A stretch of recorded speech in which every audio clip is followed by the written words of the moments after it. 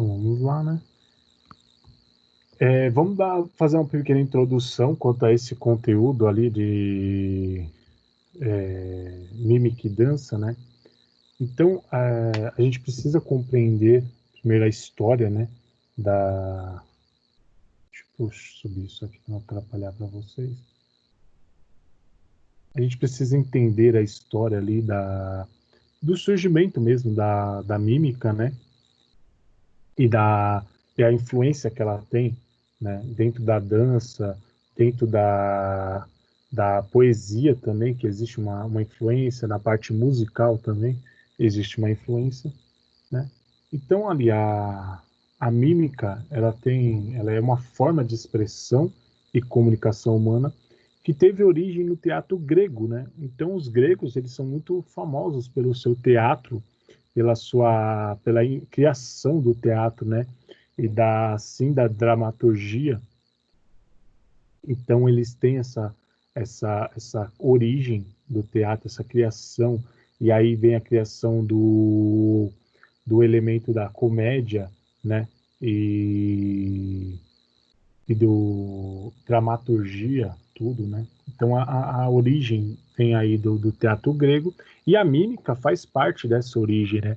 Tanto que na Libras a gente usa, quando a gente vai aprender língua de sinais, a gente tenta usar muitas coisas da mímica e muitas coisas da pantomia, que é chamado, que você tentar passar informações utilizando somente de expressões faciais. Está dentro da mímica, né? Isso. Então, a gente tem que entender ali que essa origem da mímica ali no teatro grego está muito relacionado com as musas, né, que eram cultuadas ali na época como na criação dos deuses. Essas musas, elas ajudaram na criação de Apolo, que é o deus Sol, e essas musas, né, que é a Polínia, que é relacionado à música, né? É uma musa relacionada à música, até Piscicore, que é a da dança, e a Calliope, que é a poesia. Então, por isso que eu falei para vocês que tem essa relação entre música, dança e poesia, a mímica. E aí essa influência tão grande dentro da música e da própria dança, né? Que é essa expressão corporal que muitos artistas musicais, né? Eles falam que existe quando você dança, você expressa sentimentos, você expressa situações, você expressa ideias através da sua arte, da sua dança, né? Através dos movimentos corporais. E aí tem muito essa origem, né? O microfone aqui está caindo. Então aqui, a mímica é definida como uma arte de expressão entre pensamentos e sentimentos, e só que aí que é um ponto interessante que a mímica, e aí por que usar a mímica dentro, né, dos trabalhos da educação física? Porque são meios de gestos que a gente utiliza, através de movimentos corporais, e que a gente tenta passar uma comunicação, tenta passar uma informação, sem usar qualquer tipo de comunicação verbal, sem utilizar qualquer expressão falada, né? Então, que a gente tenta usar ao máximo todas as expressões faciais e gestos corporais. E por isso que eu falei para vocês, na parte da Libras, quando vamos aprender, né, o ouvinte vai aprender a língua de sinais, é sempre treinado muito essa coisa da mímica. E o interessante, esse treinamento da mímica ali, essa interação da mímica, é o que vai proporcionar esse amplitude quanto a alcance da aprendizagem da língua de sinais, porque um dos parâmetros da Libras é a própria expressão facial que a gente fala, né? As expressões não manuais, porque aí você não usa gestos, movimentos manuais, você não usa as mãos para fazer os sinais, mas você usa as expressões faciais para fazer os sinais, para você passar a informação. E isso é muito importante, porque muitas vezes o sinal ele tem uma compreensão através não só dos movimentos das mãos, né, dos sinais executados pelas mãos, mas pela expressão facial que a pessoa está apresentando.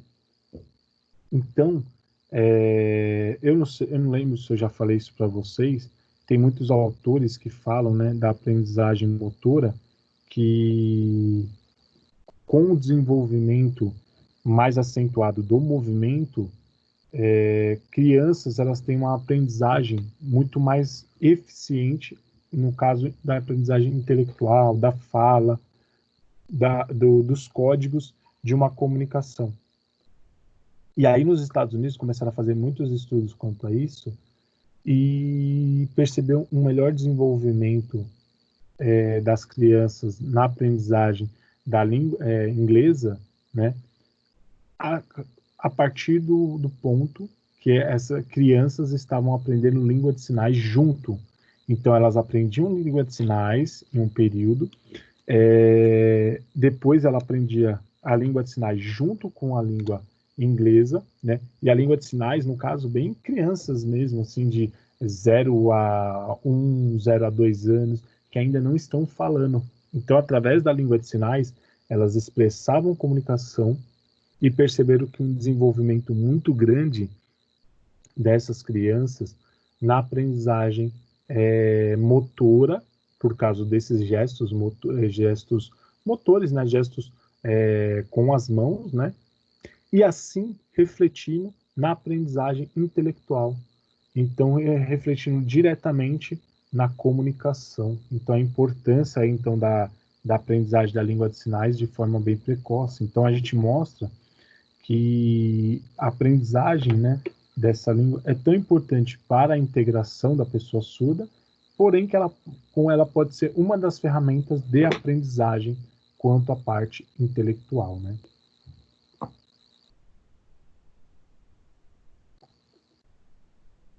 Então a mímica também também tem a inserção da dança, né?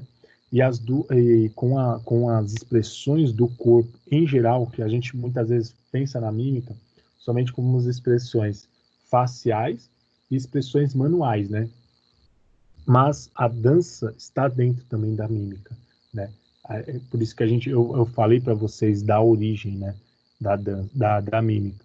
E a dança está inserida e por isso da sua importância de todas as expressões que ela gera na pessoa. Então, por isso que é bom a gente trabalhar, porque a gente pode trabalhar de uma forma de brincadeira, né? E isso vai proporcionar maior desenvolvimento tanto de membros superiores, por exemplo, né, quanto aos movimentos, como de membros inferiores.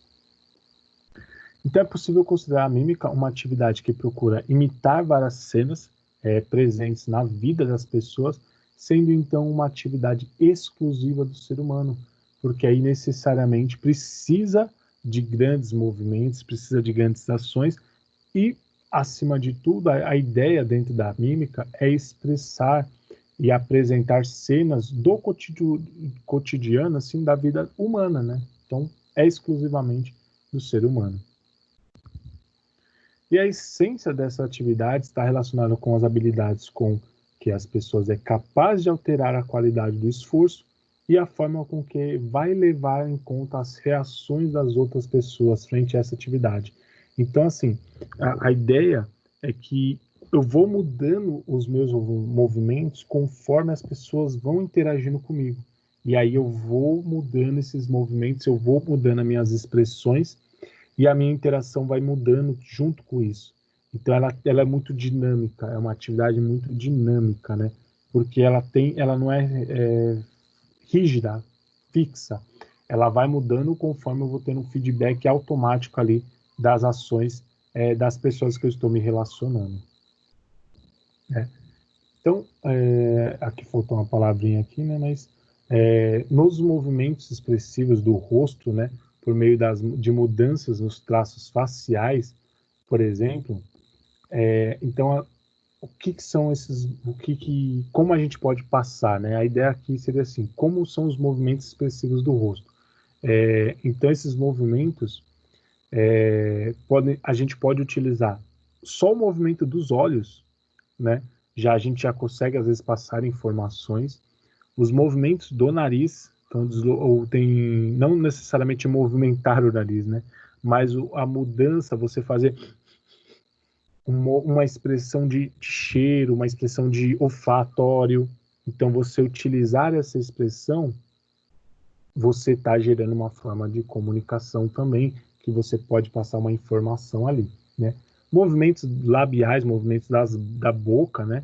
E até, às vezes até movimento da língua e movimento das orelhas, né? Você às vezes fazer uma expressão como se estivesse ouvindo algo, como você estivesse tentando escutar algo, né?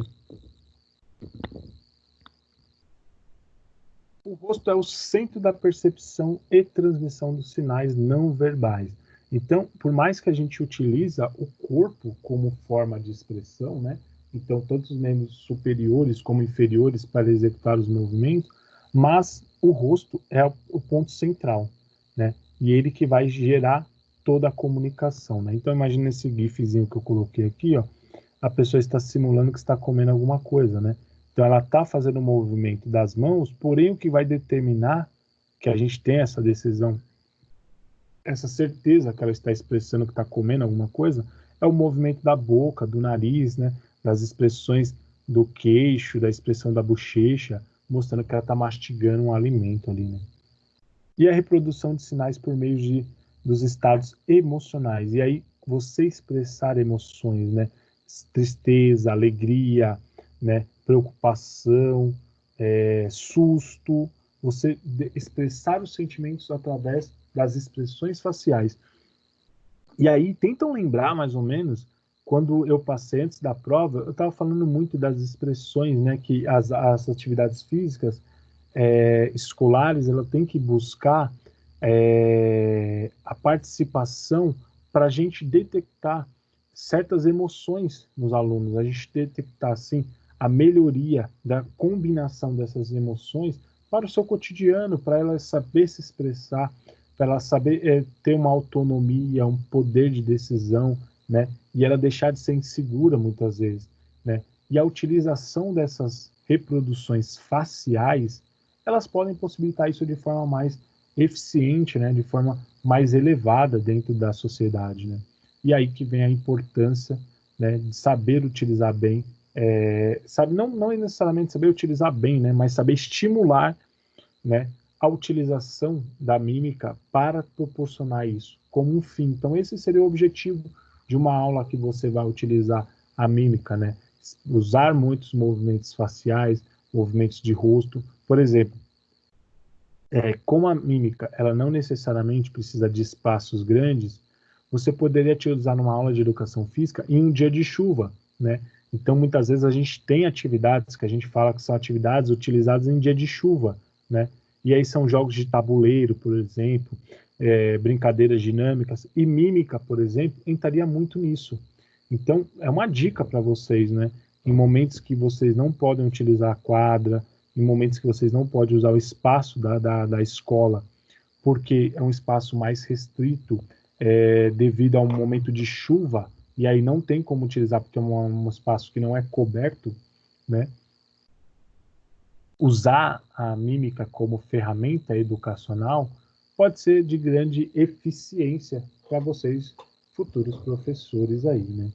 Então, o penteado também, a maquiagem, acaba sendo muito importante, porque, como eu falei para vocês, né, se o ponto principal é o rosto, né, o ponto central de todas as informações de comunicação é o rosto, então é grande importância que o penteado muitas vezes faz parte. E aí o penteado, às vezes um chapéu que a pessoa utiliza, ela também está contando uma história, também está se expressando, né? E aí ele está escondendo um penteado, porém aquele chapéu está contando também uma mensagem, uma história. E às vezes uma maquiagem facial também ajuda a ressaltar mais as expressões faciais, né? E aí torna aquilo mais crível, aquilo mais real, né? A frequência e duração e direção do olhar, por ser uma forma de também de ressaltar as expressões. Então pense o seguinte, como eu falei para vocês, o movimento dos olhos, né, a frequência que você olha para um objeto, a duração, as direções que você olha, os movimentos que você faz de cabeça para você apresentar o seu olhar para os cantos, também ajuda a ressaltar suas expressões faciais, né? Então, a utilização da mímica como brincadeira, né, ela também acaba sendo utilizada como brincadeira e ela também tem uma grande importância de ser utilizada como brincadeira, que nem eu falei para vocês, em um momento de chuva e que vocês têm um espaço restrito, que é a sala de aula, para poder fazer as atividades, talvez brincadeiras com mímicas pode ajudar muito, né, as aulas de vocês. Então, as representações, né, como expressões faciais e gestuais, sem utilizar letras, palavras ou qualquer outro tipo de código, né, dentro você criando apenas pequenas regras básicas, né, para desenvolver muito bem a brincadeira e o jogo ali, né. Imitar pessoas, então pode ser uma estratégia, imitar animais e usar as expressões para imitar esses animais, né. Objetos, muitas vezes fazer objetos, imitação de objetos e utilizar esses objetos, né, essas expressões para tentar trazer a passagem da informação.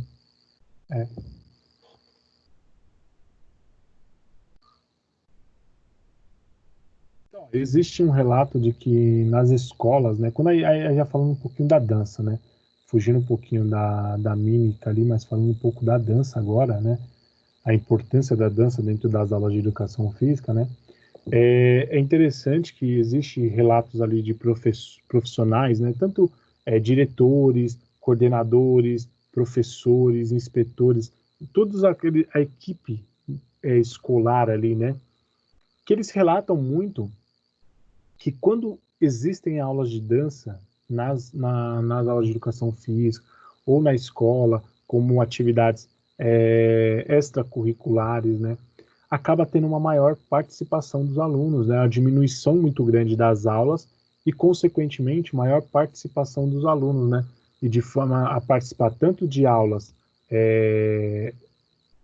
físicas, de educação física, em que você utiliza os movimentos, né, para executar suas aulas, então movimentos sinestésicos, né, e atividades de sala de aula mesmo, atividades cognitivas, os alunos diminuem o número de faltas, então isso é importante, isso é muito, muito vantajoso, né, para os profissionais. Então a gente percebe que uma maior interação dos alunos no ambiente escolar, né, e isso acaba sendo de grande importância, né, e acaba também tendo ações que a gente fala que é uma descoberta, né, e redescoberta pelo interesse em aprender, vivenciar o processo ensino-aprendizagem, então o processo de aprender, querer passar, ensinar, compartilhar, interagir com os amigos, e aí interagir com os amigos, interagir com os objetivos, então acaba tendo maior participação de forma positiva dos alunos, né? E aí é uma coisa que é uma coisa muito interessante, né? Dentro das nossas dos nossos objetivos, né? Como métodos. E a mesma coisa que eu falei para vocês em relacionado à mímica, né? Que a dança dentro do ambiente escolar ela não precisa às vezes de espaços grandes, né? Então, os fogos aqui de perto de casa. Ela não precisa de espaços grandes, ela precisa apenas de espaços com música, muitas vezes não necessariamente uma música, você pode usar palmas, né?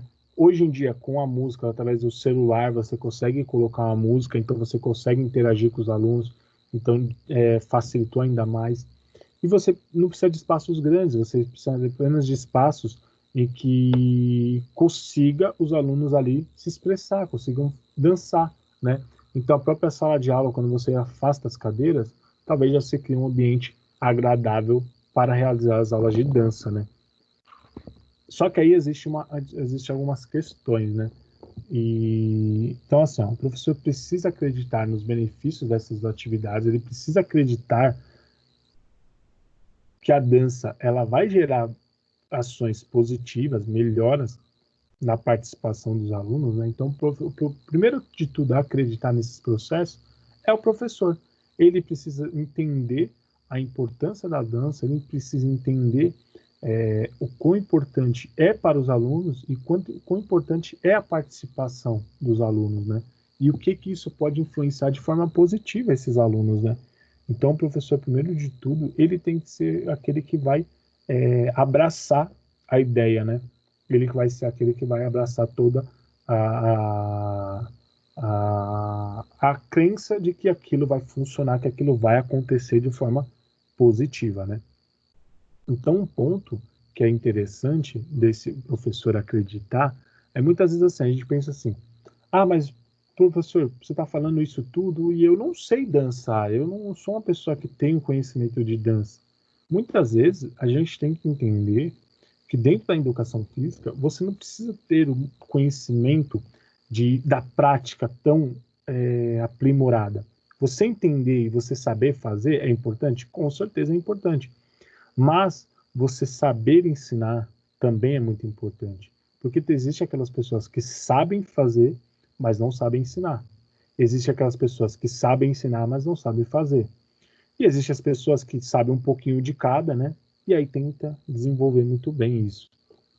Então, a ideia é que vocês tentem desenvolver, muitas vezes vocês sabem dançar, que vocês desenvolvam o saber aprender, o saber ensinar, né? Na verdade, vocês sabem dançar, vocês aprenderem a ensinar. Né? No caso, se vocês não sabem dançar, mas sabem ensinar, e aí é buscar o conhecimento de algumas danças para saber ensinar isso, né? E então é uma questão assim que o profissional, o professor, ele precisa sempre buscar, né? E alguns professores, eles relatam assim, né, dentro da dança, que ela é uma ferramenta educacional muito grande, né? E só que alguns alunos acabam reclamando ali que alguns alunos não, alguns professores acabam reclamando, né, que os alunos eles ficam muito agitados pós-aula, né? Eles ficam muito empolgados, eles demoram para ter aquela volta calma que a gente fala, que é pós-aula, e aí acaba que o professor ele reclama que ele tem muita dificuldade para fazer os alunos voltarem à calma, fazer os alunos voltarem à participação ou de uma outra aula, né, geralmente uma aula teórica, ou então da própria aula de educação física quando ele quer passar um outro conteúdo, né? Então, o importante é assim, o profissional entender a importância da dança, ele entender a importância de utilizar a dança como ferramenta, né, educacional de criação ali, e aí ele ter o compromisso, né, e ele despertar esse compromisso dos alunos, sem gerar esse desconforto todo que é essa agitação, né, mas entender que essa agitação é positiva, porque mostra que ele está satisfeito em fazer aquela aula, que ele está bem fazendo aquela aula. E aí, muitas vezes, é tentar conversar com o aluno para que respeite a aula de outros professores, né? E não, às vezes, atrapalhe a aula de outro professor por causa dessa agitação, por causa dessa hipermotivação devido às aulas, né? Então, que ele apenas se sinta bem satisfeito, né? Que ele se sinta bem interagido quanto às aulas, né? E a gente tem que entender a importância e não a pensar isso de forma negativa e querer excluir isso, né? Não, pô, eu não trabalho com dança porque uma vez eu trabalhei com dança em minha aula e os alunos, nossa, eles deram muito trabalho pós-aula, muitos professores reclamaram comigo. Não, a gente tem que entender que isso é importante para o aluno. E a gente tem que entender que esse tipo de feedback pode ser algo que a gente precisa levar em consideração e a gente precisa sentar muitas vezes com o aluno e conversar quanto a isso, né? Para não atrapalhar a aula de outros professores por causa dessa agitação pós-aula. E isso não estou falando só de aulas de dança, né? O conteúdo lá do AVA parece como aula de dança, mas não só dança, qualquer aula, né? A gente não pode deixar de passar esses conteúdos porque os alunos ficam agitados depois.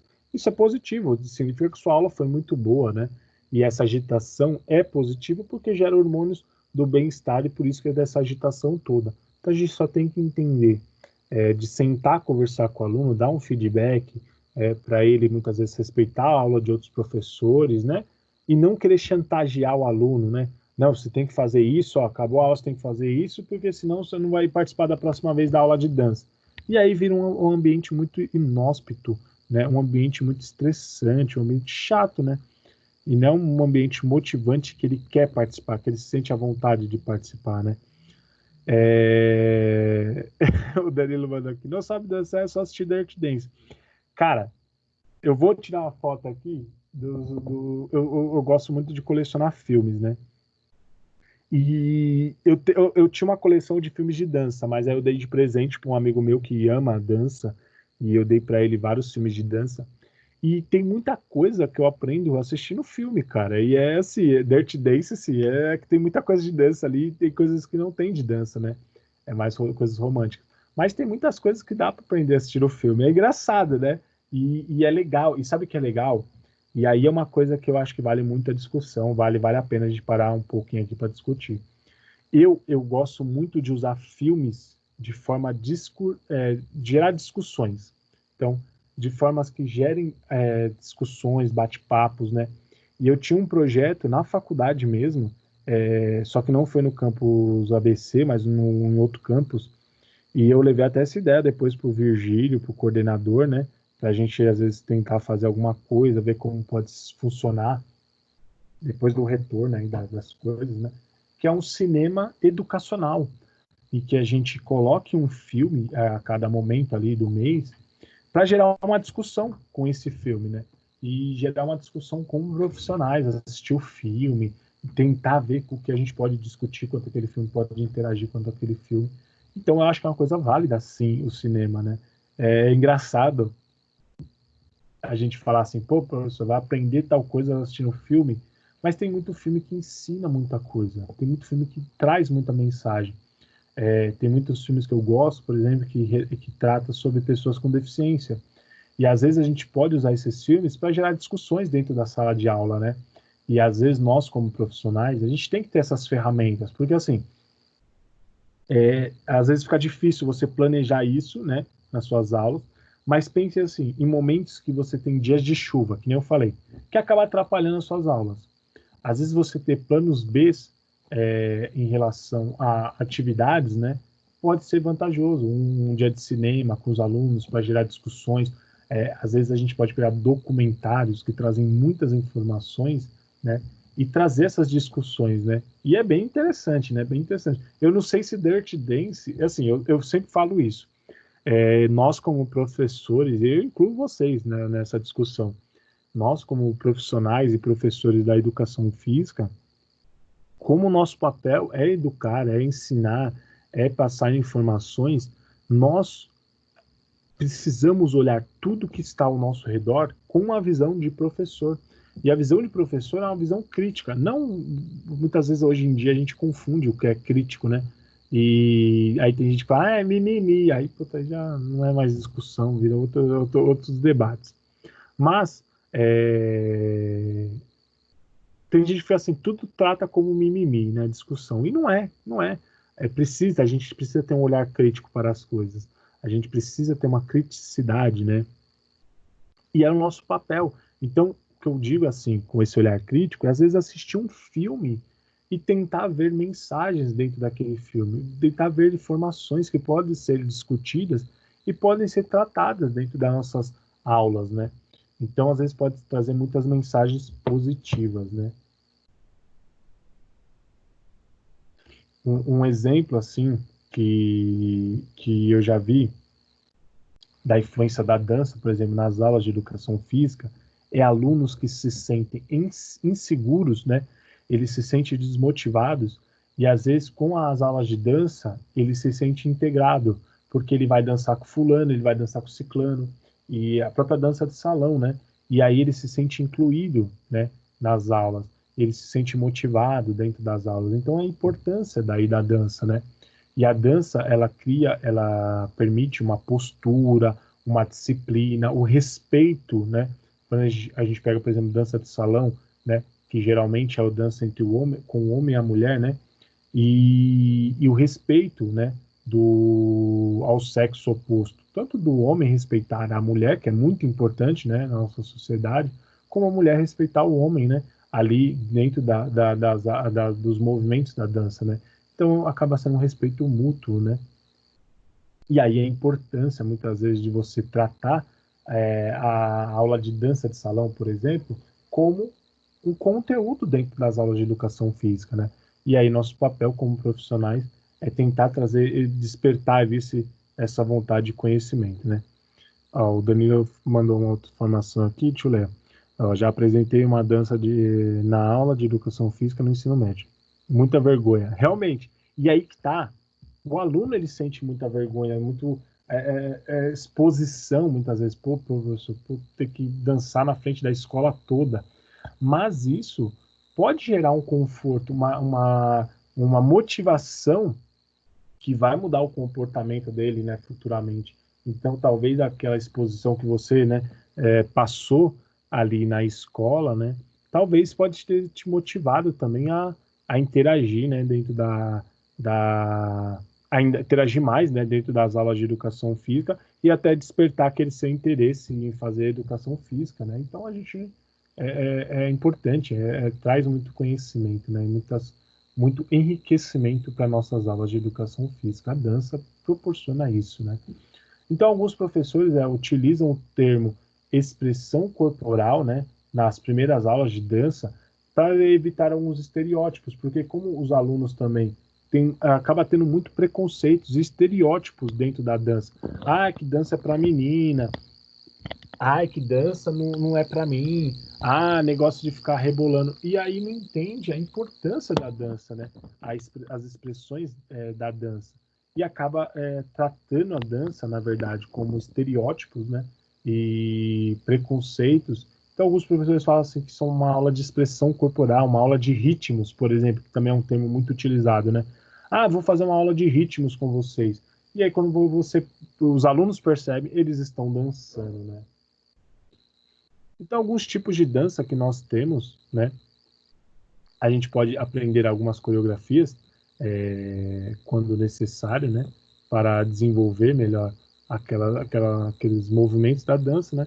Então, para aprender essas coreografias, a gente precisa ter atenção, né? Para conseguir assimilar os movimentos, porque muitas vezes você precisa fazer o movimento, você como professor, né? Precisa fazer o movimento e o aluno precisa reproduzir isso, então ele precisa de atenção, tanto você atenção em passar os movimentos, em passar a coreografia, como o aluno ter atenção para poder aprender, né, os movimentos. Então isso é um ponto muito positivo, né, dentro das nossas aulas de dança, né.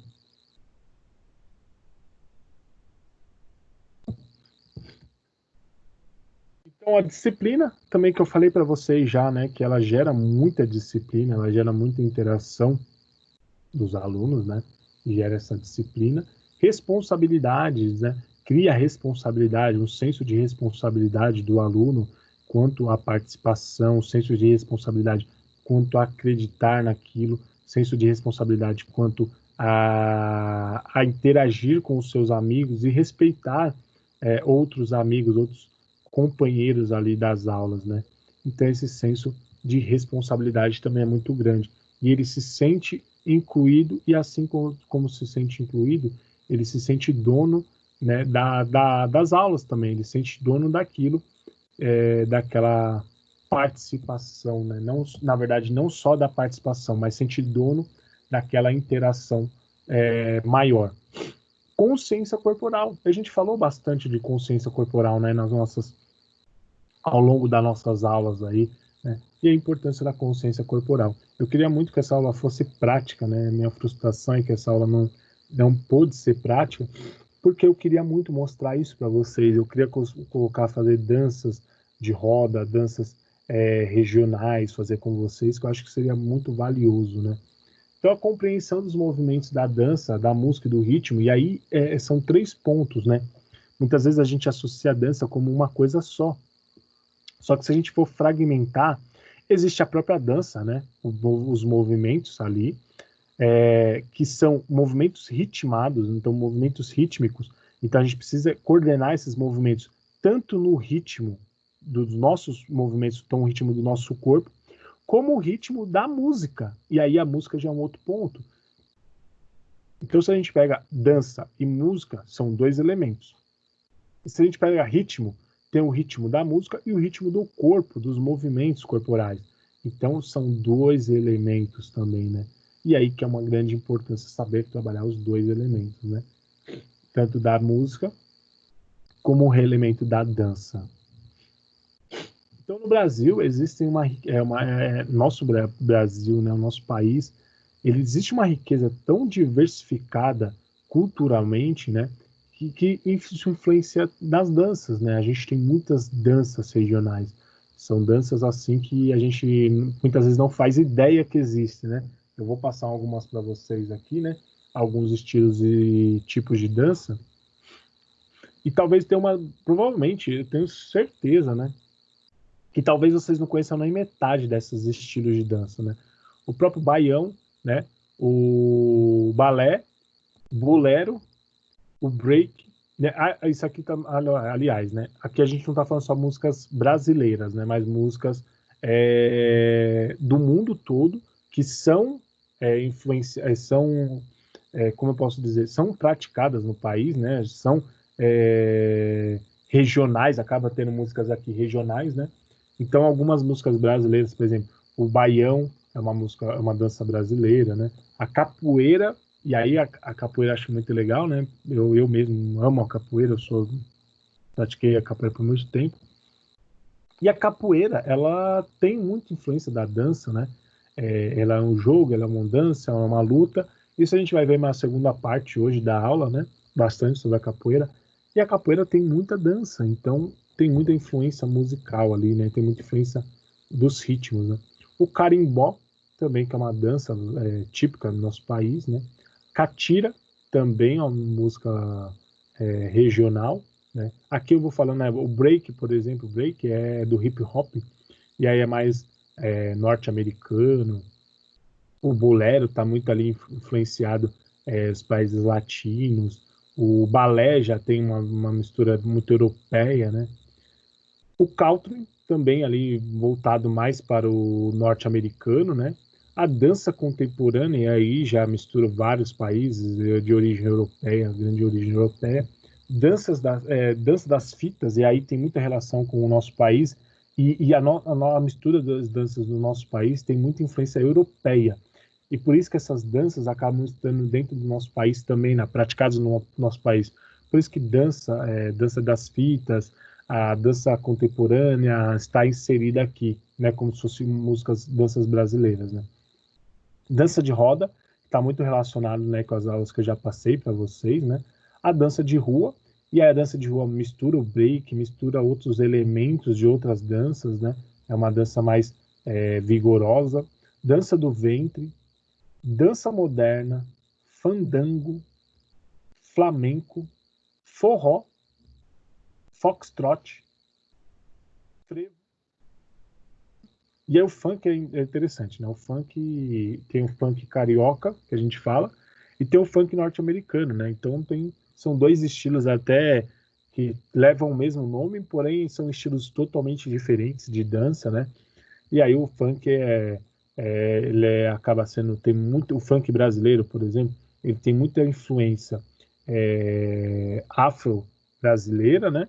Enquanto o funk norte-americano tem muita influência afro-americana, né? O hip hop, e aí eu falei para vocês do break, o break e o hip hop, eles são estilos, tem estilos dentro ali, né? Muitas vezes a mesma coisa, tanto que dança de rua, muitas vezes, muita gente fala que é o hip hop, que é o break, só que o hip hop mistura elementos como música, DJ, dança e o grafite. Então eu falo que o hip hop não é só a dança, mas é a mistura, né? É o break, aí mistura o break com a arte plástica que falam, dos grafites, a música do DJ, né? E o b-boy, que faz a letra, que faz a poesia, né? E aí por isso que veio o rap, que o rap significa ritmo e poesia, né? Rhythm and poesy. Eu não sei falar inglês, gente, mas é rhythm and poesy. Poesia e ritmo, né? Então é o significado da palavra rap, né? E aí vem essa mistura e o hip hop acaba abraçando todos esses elementos, né? E aí ele se torna uma manifestação de grande cultura, tanto para vários, que abrange várias coisas, né? Vestimenta também eu não cheguei a falar, mas, por exemplo, o hip hop aborda vestimenta, o tipo de roupa, então, né? O sapato, o tipo de calçado, tem muita influência, às vezes, dentro dos movimentos corporais, então, da dança, do ritmo, do break, então tem muita influência ali que a gente pode trabalhar em nossas aulas, né? O jazz também é uma grande influência, e aí não confundir às vezes com a música jazz, né? Mas com o ritmo jazz, o ritmo de dança jazz, né? Apesar que tem a música jazz e as pessoas às vezes dançam juntas, né? O jazz, então acaba, mano, tem muita gente que confunde, tem muita gente que entende da mesma forma, então o Kizomba, Kuduro, e aí fez muito sucesso, né, na década passada, o Kuduro. K-pop, e aí olha que interessante, o K-pop tá em ascensão cada vez mais crescente aqui no Brasil, por exemplo, né, que é o pop coreano. Então o K-pop ele é muito, muito, muito difundido, né, ele é muito forte hoje, é muito forte, né, é muito respeitado dentro da sua cultura. E o K-pop, muitas vezes as pessoas acham que só envolve a música, né? Mas não, o K-pop, é a música, é a dança, ela envolve vários ritmos. E aí, como ela tem uma abrangência muito grande entre os adolescentes, trabalhar o K-pop nas aulas de educação física pode ser uma forma muito positiva de alcançar os alunos, porque o K-pop é muito popular entre os adolescentes, é muito popular entre os adolescentes.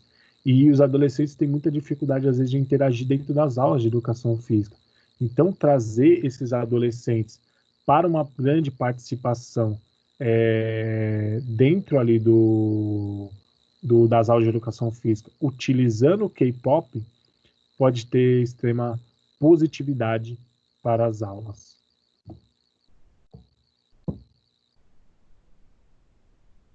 Lambada, né, que ficou muito famosa aqui no Brasil, né, devido a um filme aí chamado A Dança Proibida, não sei se vocês lembram, que passava de 2 em 2 meses no SBT.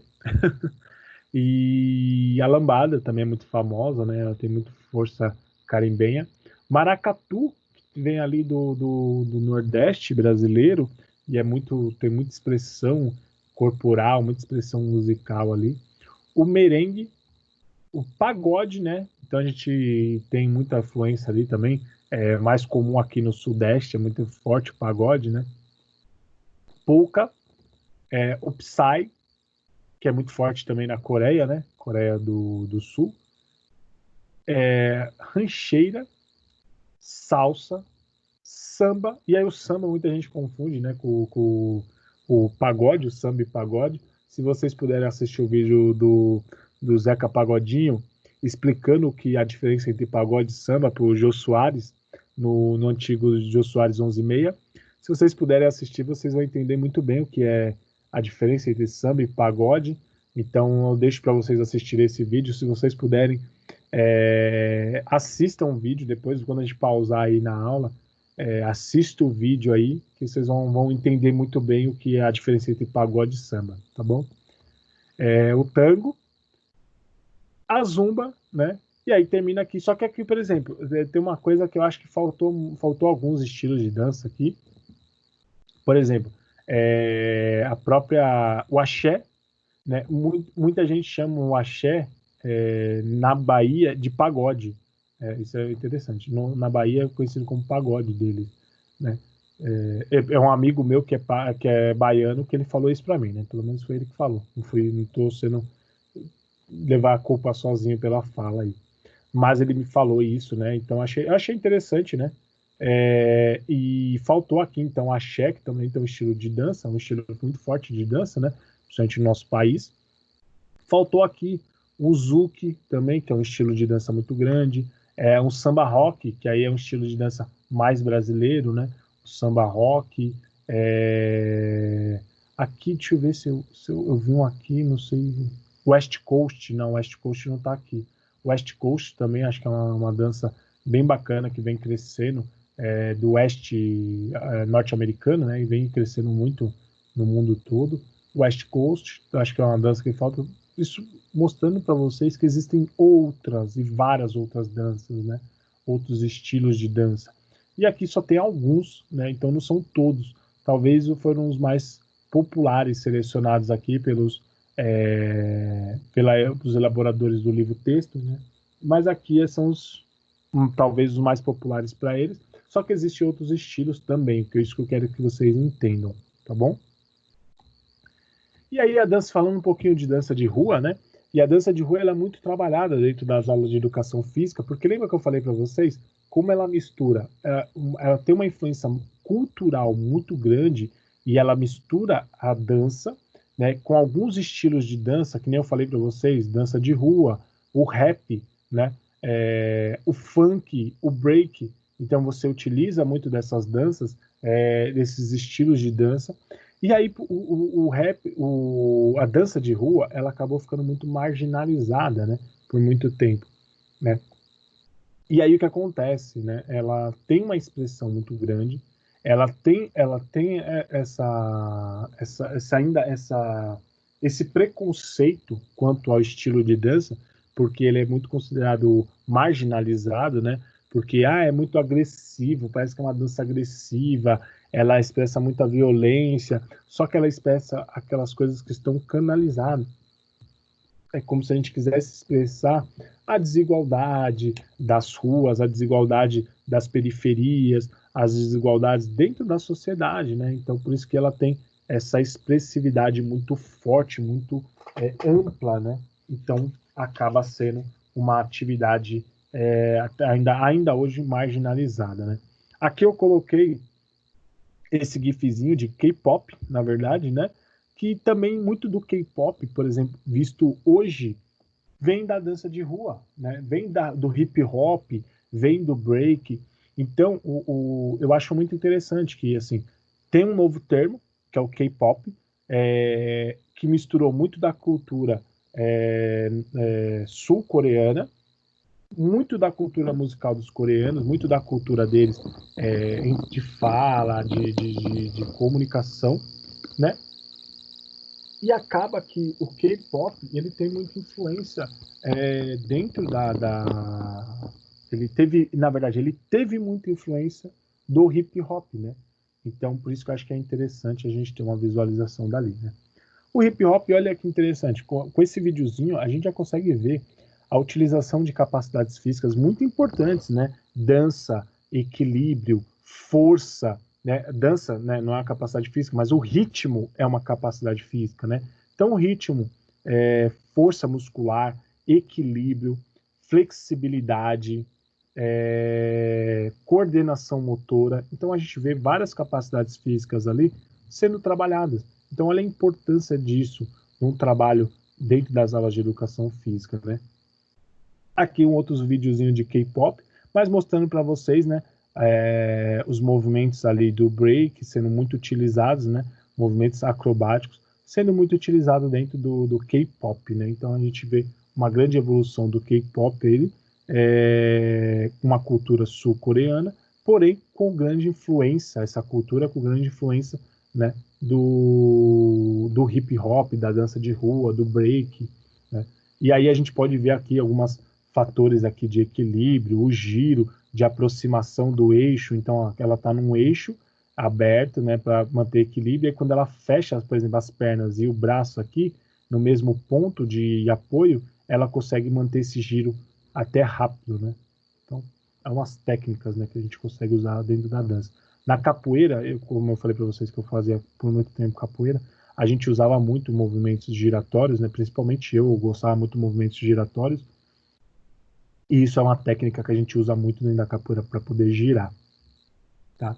E falando um pouquinho, só para terminar aqui, dos parâmetros curriculares nacionais que eu já falei para vocês, né, dos PCNs, né, da educação física.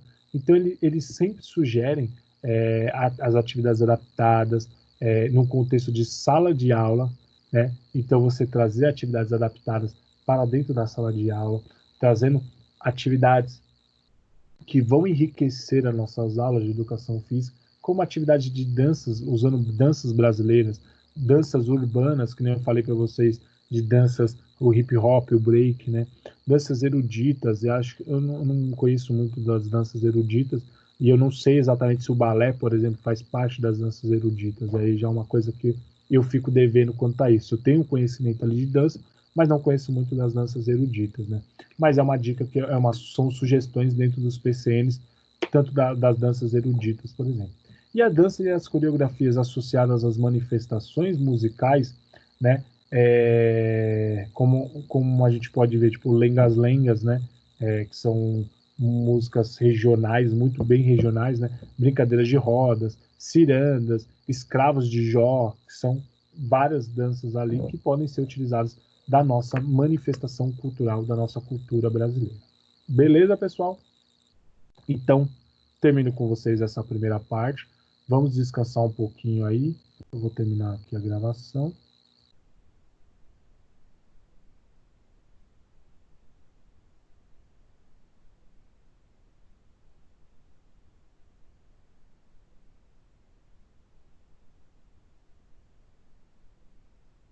Aí, consegui.